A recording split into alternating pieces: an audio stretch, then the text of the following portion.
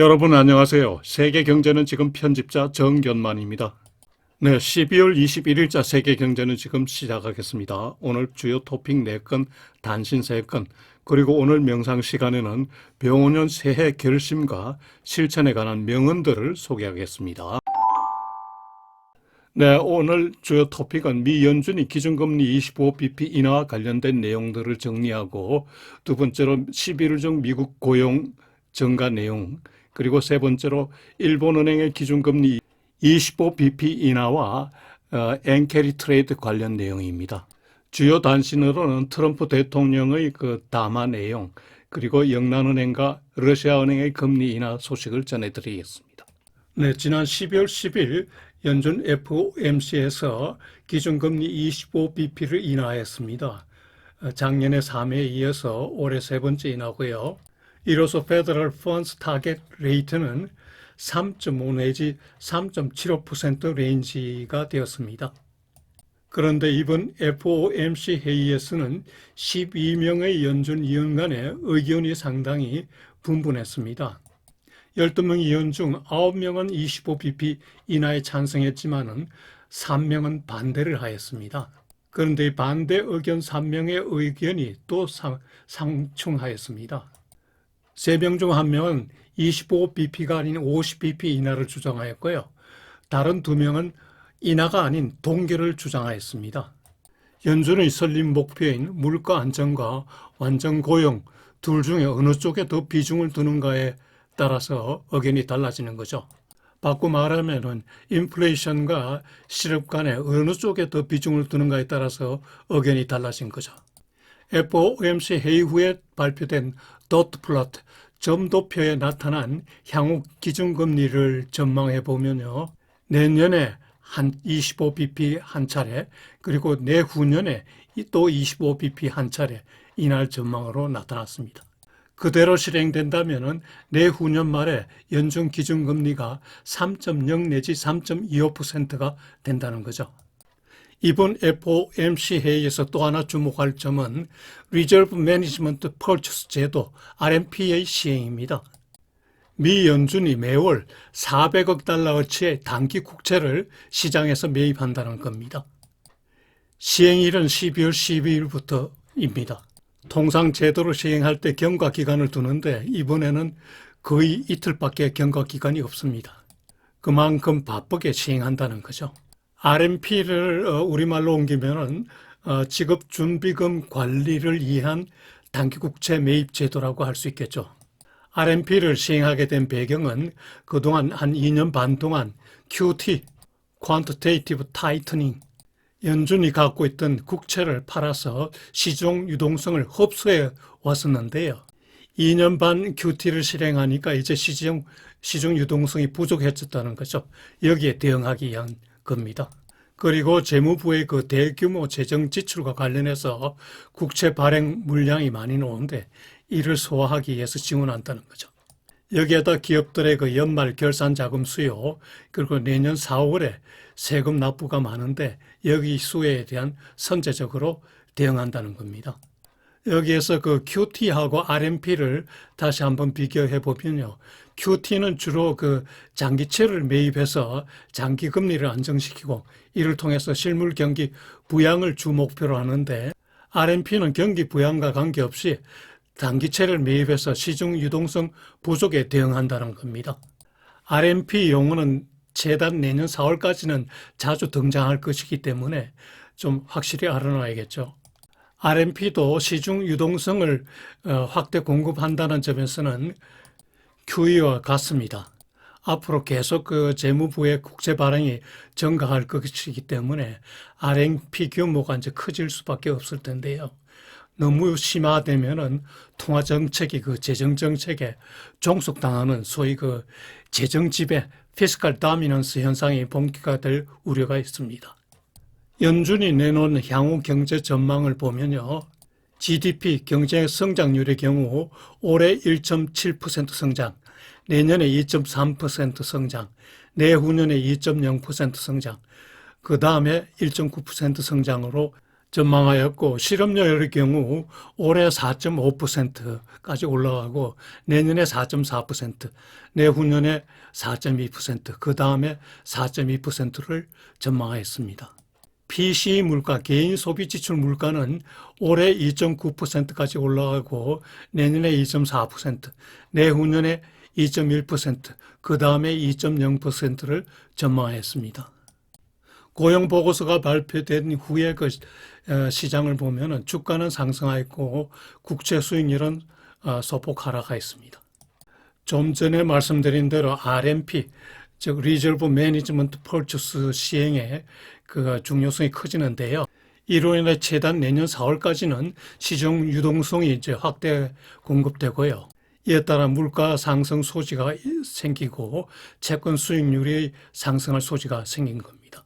이 때문에 채권 투자보다는 실물 자산 투자가 유리하다는 말이 나오죠. 네, FOMC 회의 직후에 나오는 FOMC 스테이트먼트를 연준 그 홈페이지에서 카피해 왔습니다. A4 한 장으로 나왔지만은 보기 쉽도록 두 페이지로 나눠서 올려놨습니다. 페드 워처들은 스테이트먼트에 나오는 단어 하나하나에 신경을 쓰기 때문에요. 시간 나실 때 찬찬히 읽어보시기 바랍니다. 네, 역시 FOMC 회의 직후에 나오는 경제 전망, economic projection들입니다.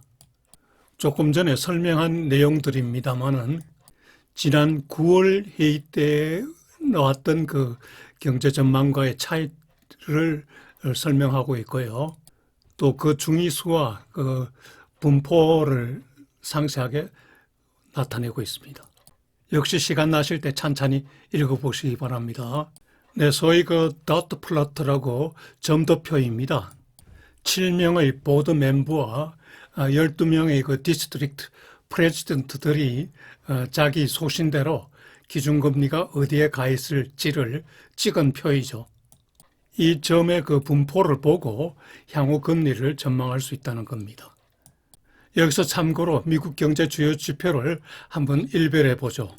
먼저 달러 인덱스인데요. 지금 98.39를 나타내고 있습니다. 오른쪽 맨 위에 그래프를 보시면은 달러 인덱스가 2022년 10월경에 117까지 올라갔다가 그동안 많이 내렸죠. 지금 98까지 내려왔습니다. 경제 성장률도 3분기에 3.8%까지 나와 있습니다. 대다수 선진국들의 성장률이 떨어진 데 비해서 미국은 꿋꿋하죠. 실업률은 11월 달에 4.4%입니다. 좀 올랐지만 여전히 실업률이 낮습니다. 인플레이션은 3%입니다. 경상수지 적자가 GDP의 3.9%에 있고요. 정부 부채는 좀 높아져서 GDP의 124%가 되었습니다. 재정도 마이너스 6.4% 적자입니다. 법인세율은 21%, 개인소득세율은 37%입니다. 우리나라보다 더 낮습니다. 참고로 한국경제지표도 표로 만들어서 올렸습니다. 시간 나실 때 천천히 비교해 보시기 바랍니다. 네, 두 번째 토픽은 미국 고용시장 동향입니다. 지난 11월 중에 6만 4천 명 고용이 증가했습니다. 그 전달인 10월 중에 10만 5천 명 고용, 순고용 감소한 거와 완전히 대조적이죠. 그런데 10월 고용의 대폭 감소 요인은 트럼프 정부가 지난 3월부터 공무원 해고 작업을 많이 진행하였죠. 해고하면서 6개월 내지 9개월간 그 월급을 줬기 때문에 실업이 아니었다가 이제 그 월급이 떨어지니까 실업이 상태가 되는 겁니다. 공무원 신분을 벗어나 실업자가 된 숫자가 16만 2천 명입니다. 다음 달에도 1만 명 가까이가 이런 공무원 해고 효과가 본격화된다고 하네요. 정부 셧다운이 진행되면서 이 잡스 리포트가 늦게 나오는 바람에 그동안의 그 급변하는 고용 동향을 좀 볼 수 없었죠. 실업률은 또다시 올라서 4.6%가 되었습니다. 2021년 9월 이래 최고 실업률입니다. 광의의 실업률, 즉 구직 포기자와 파트타이머를 포함한 실업률은 8.7%까지 올랐습니다. 역시 4년 전 8월 이래 최고입니다. 오른쪽 상단 그래프는 그 월별 취업자 수이고요. 아래쪽은 실업률 추이입니다. 업종별 고용 동향을 보면요. 건강의료가 4만 6천 명으로 전체 증가분의 70%를 차지했습니다. 건설 부문이 2만 8천 명, 사회보조가 1만 8천 명 증가했습니다. 반면에 운송창고 부문은 1만 8천 명 감소, 여가 운용 부문에는 1만 2천 명 고용이 감소했습니다. 이 업종별 고용을 보면은 고용의 질이 상당히 나빠졌다고 판단되는데요. 건강의료 부문이 증가분의 70%를 차지한다는 것은 미국 사회가 에이징이 짙어지고 있다는 소산 때문이고요. 제조업과 운송, 창고 등 그 생산 관련 부문은 고용이 둔화되고 있습니다. 11월 고용 보고서에 대한 평가를 보면요. 고용 이축 현상이 진행 중이다. The U.S. economy is in a jobs recession이라고 표현이 되고 있습니다. 지난 6개월간의 순고용이 10만 명 증가에 그쳤습니다. 그러나 11월에는 예상 4만 5천 명보다 훨씬 많은 6만 4천 명 고용 증가가 이루어졌기 때문에 추가 금리 인하는 신중해야 된다는 신중론이 우세해졌습니다. 이 고용 보고서를 두고 백악관 대변인은 스트롱 잡스 리포트가 나왔다. 트럼프 대통령이 바이든 대통령이 잘못했던 내용을 많이 시정했다. 이런 식으로 자화자찬식 발표를 하였습니다.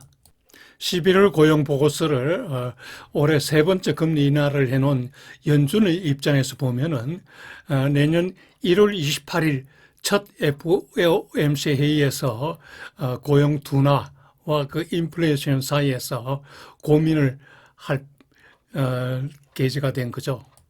애매한 상태에서 1월 9일 발표되는 고용 보고서에 관심이 모아집니다.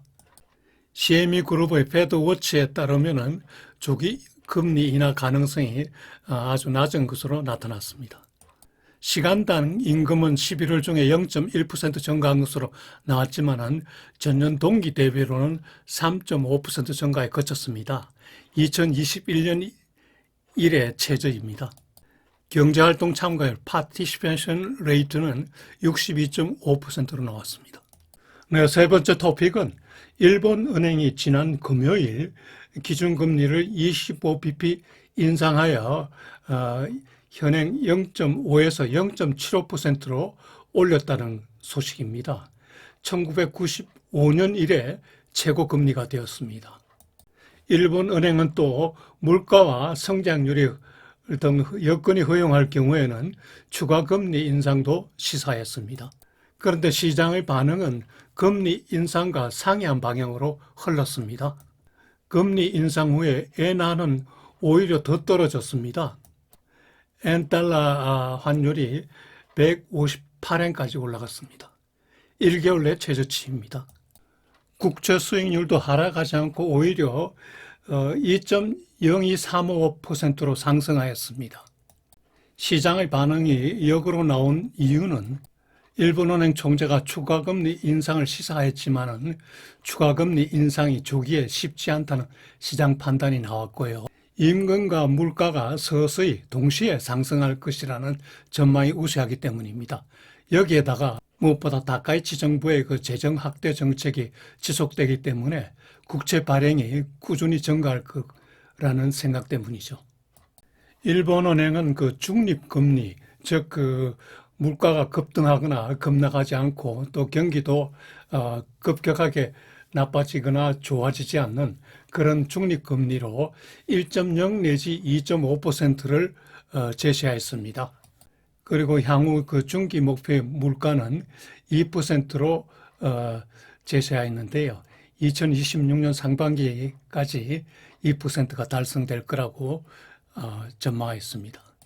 오른쪽은 그 일본의 그 10년물 국채 수익률 추이입니다. 지난 1년간 추이인데요.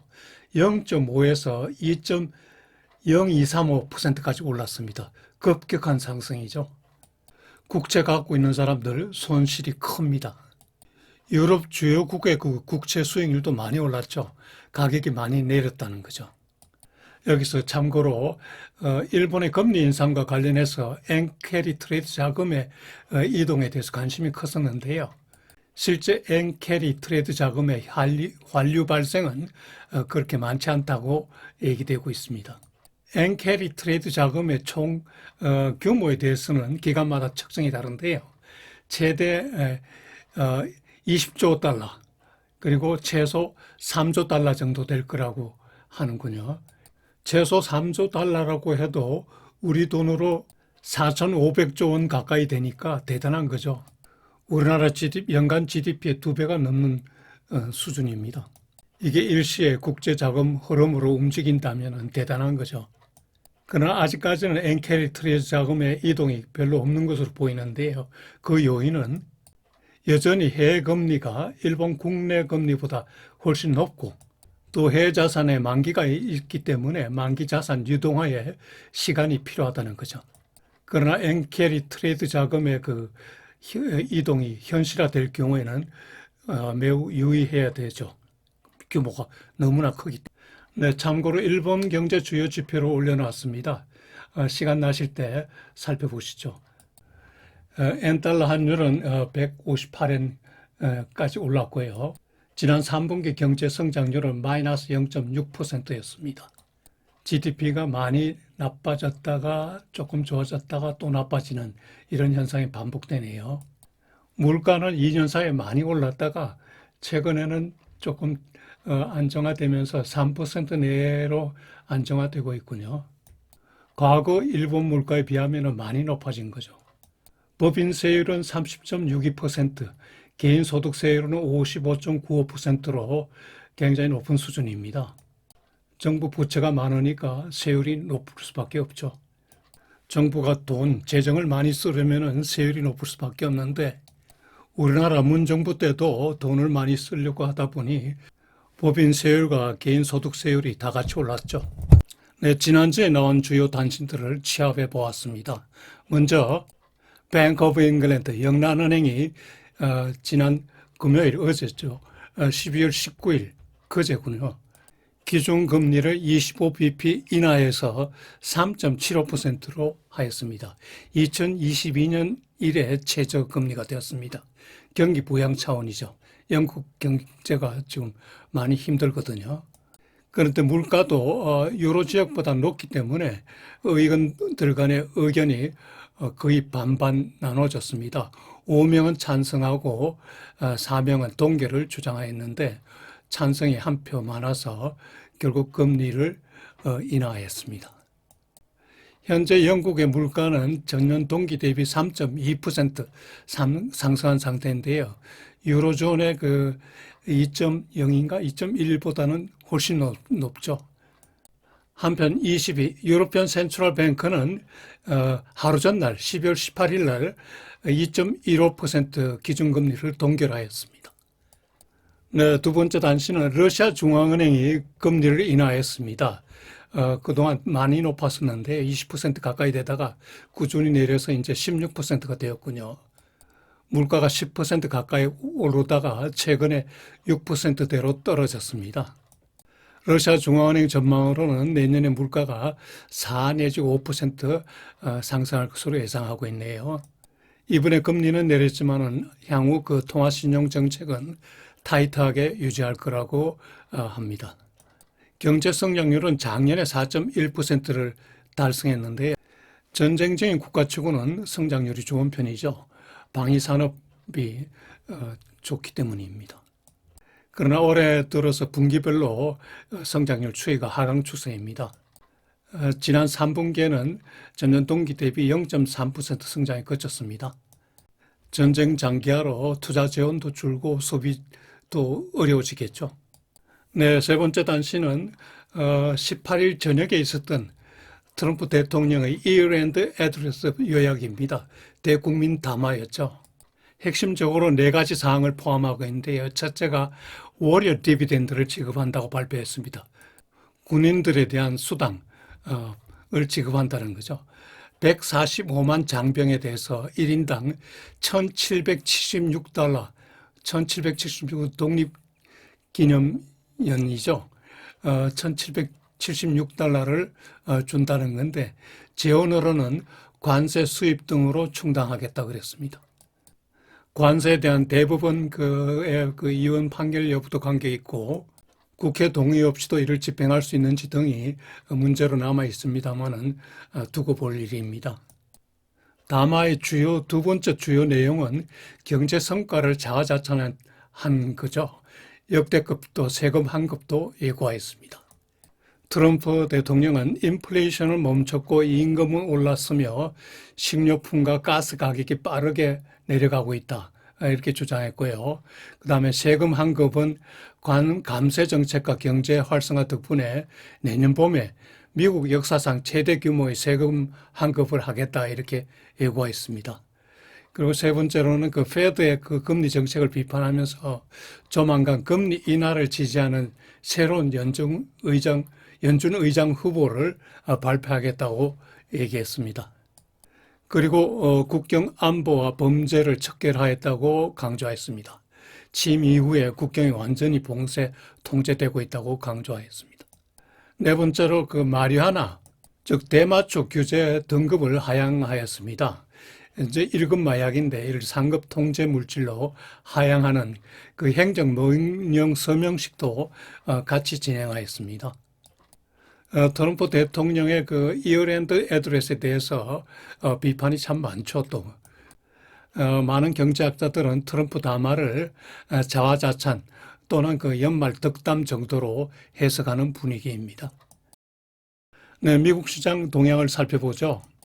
지난주 주가는 그 주중에 저 초에는 조금 조정 이렇게 보합 이렇게 지내다가 주말에 조금 올라가지고 S&P가 0.1% 상승하였고요. 다우는 0.67% 하락하였습니다. 나스닥은 0.59% 상승하였습니다. 연중으로 보면은 나스닥은 15.24% 상승했고 S&P는 12.3%, 다우는 19.0% 상승했습니다. 최근 기술주가 어느 정도 조정받는 대신에 다우 지수가 상당히 올랐죠. 아래 그래프는 그 S&P 500, 500의 1년간 지수 추이인데요. 작년 그 4월 하순 이래로 꾸준히 오르던 주가가 최근에 조금 주춤하는 그런 상태입니다. 국제 수익률 동향을 보면요. 10년물 국제 수익률이 지난 주말 4.14%입니다. 2년물은 3.45%, 둘 다 대체로 보합을 유지하였습니다. 전년 동기 대비로는 10년물 국제 수익률이 0.375% 하락하였고요. 2년물은 0.827% 하락하였는데 대체로 그 금리 인하와 이제 연동된 거죠.